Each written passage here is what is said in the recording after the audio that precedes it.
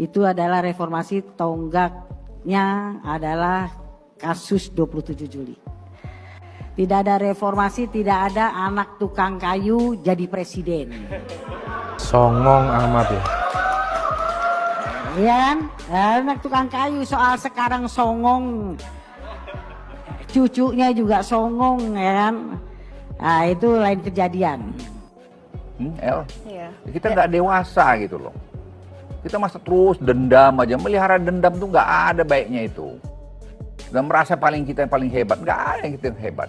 Ingat loh ya, Gus Dur itu diturunkan, itu nggak melanggar konstitusi loh. Dengar itu. Ya, saya yang luruskan sejarah, saya udah bilang Mahfud bukan itu. karena melanggar konstitusi. Oh, saya bilang Pak Mahfud. Pak Mahfud tuh kan yang kita terlibat, Anda sama saya kan terlibat di situ. Ini harus diluruskan sejarah. Jangan Gus Dur itu dianggap di-impeach. Apa dia? Korupsi tidak, melanggar konstitusi tidak. Itu betul-betul konspirasi politik. Saya tahu kok semua itu. Saya tahu di dalam kok konspirasi politik. Ya harus diluruskan itu. Ya, siapa yang menerima keuntungan itu? Ya silahkan aja dilihat. Tidak ada. Jadi jangan kita terus bilang Pak Jokowi ke sana. Nggak ada yang dilanggar Pak Jokowi itu. Apa yang dilanggar dia? Saya ngomong keras sedikit karena menurut saya jengkel lihat itu melanggar konstitusi apanya? Nah ya, Assalamualaikum warahmatullahi wabarakatuh. Halo Sobat Gerobokan Gokil semuanya, sehat ya untuk hari ini ya. Memang sangat keterlaluan sekali ya narasi-narasi kebencian yang dilontarkan oleh orang-orang dari kader PDIP ya. Salah satunya adalah Ripka Ciptani ini ya. Wajar saja jika Pak Luhut ngomong keras seperti itu ya. Nampaknya sudah habis kesabaran untuk menanggapi omongan-omongan dari para barisan sakit hati yang sudah kelewat batas.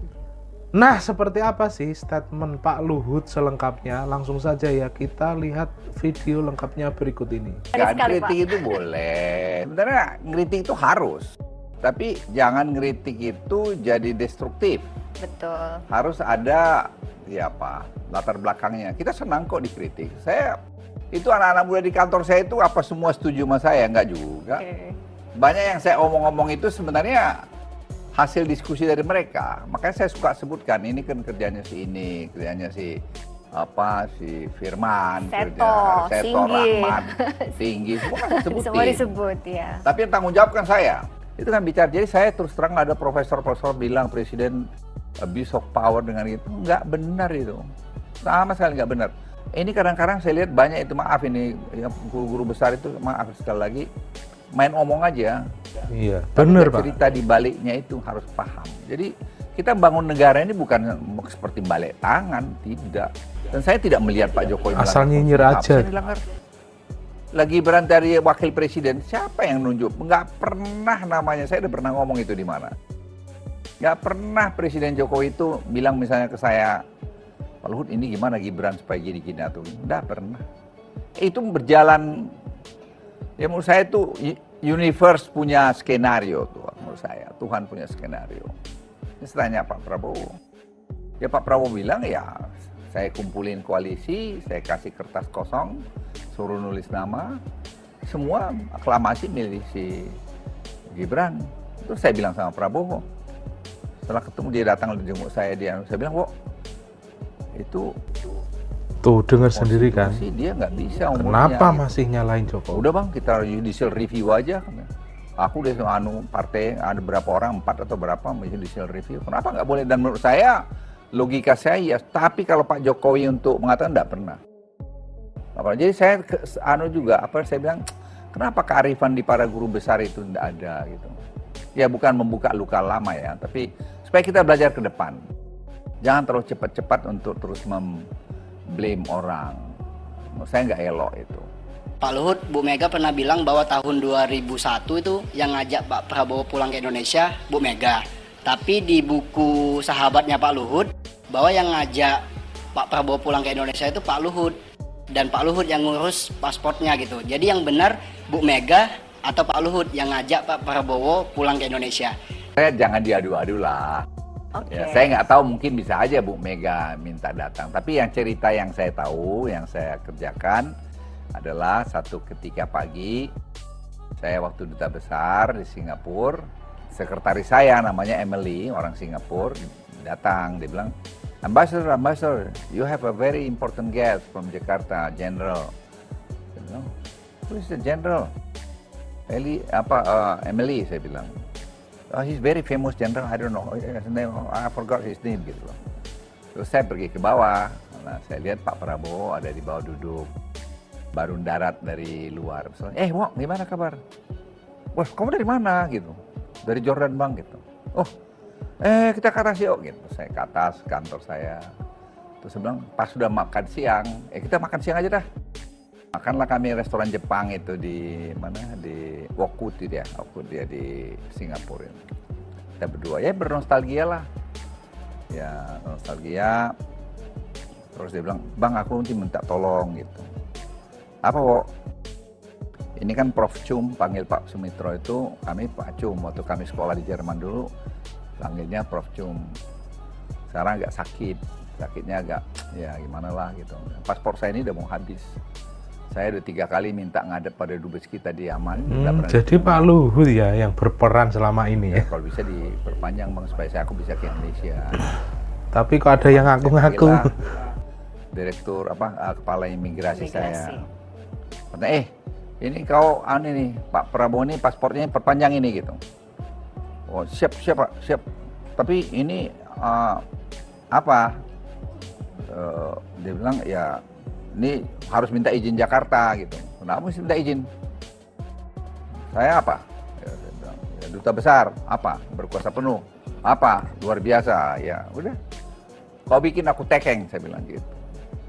Ya udah, 3 jam kemudian bikin ku tanda tangan, keluar. Bebas, itu kan masalah kemanusiaan. Terus kemudian saya lapor pada Presiden Gus Dur. Gus Dur bilang, soalnya, ya udah Pak Luhut sudah tangan, tapi nggak apa-apa kan Pak Luhut. Pak ini masalah kemanusiaan, Pak Prabowo juga, bukan Pak Prabowo itu mau bikin apa Pak? Dia juga udahlah, dia saya kenal lah, enggak lah Pak, orang itu orang baik kok Pak gitu. Pak Luhut kok bilang gitu, udahlah saya kan kenal lama Pak.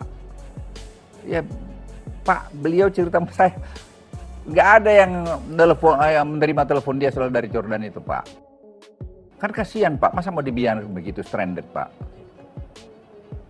Ya udah kalau gitu Pak Luhut lah gitu. Udah. Terus saya lapor ke Bu Mega, saya di Bu Mega ditegur malah. Situ tanggung jawab ya gitu. Ya itu ceritanya yang benar, jadi jangan udah belok-belok. Ya nggak tahu saya siapa yang manggil, tapi ya saya tahu beliau ada di kantor saya. Tapi itu buat apa sih dipersoalin? Ya udah terjadian gitulah. Dan sekarang beliau presiden, ya kita hormati dong presiden elek. Yang ada yang dulu merasa lebih tinggi, lebih hebat, ya sila-sila aja. Makanya saya bilang nanti kau kalau nggak suka sama Pak Prabowo ya lawan aja tahun 2020 berapa pemilu lagi? 29. Tunjukin bahwa kau lebih hebat dari dia.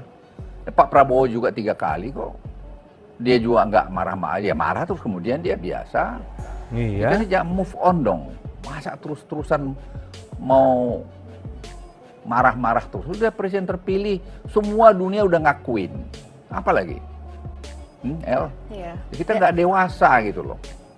Kita masa terus dendam aja, melihara dendam tuh nggak ada baiknya itu. Dan merasa kita yang paling hebat, nggak ada yang kita yang hebat.